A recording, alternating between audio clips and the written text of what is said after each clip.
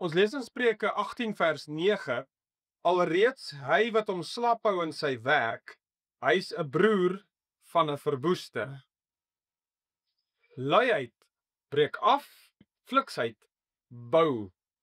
Die Bybel leer ons dat werk bestaan het voor die sondeval. Baie mense dink werk het na die sondeval as 'n straf op die sonde gekom, maar dit is ver van die waarheid.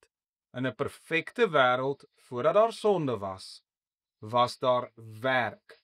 Met die sondeval het die dorings en dussels, met ander woorde die probleme in die werksplek, wel gekom.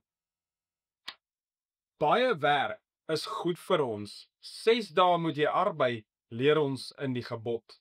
'n Mens kan baie werk doen en niks daarvan oorkom nie. Inteendeel, as jy te min werk doen, kan dit ons laat skade ly. Sonde het die dorings en die dussels gebring, maar die Bybel leer ons Jesus Christus het die vloek van die sonde op hom geneem en elkeen wat in hom glo, vir hom word werk weer iets met nuwe betekenis. Dis iets wat ek vir hom doen.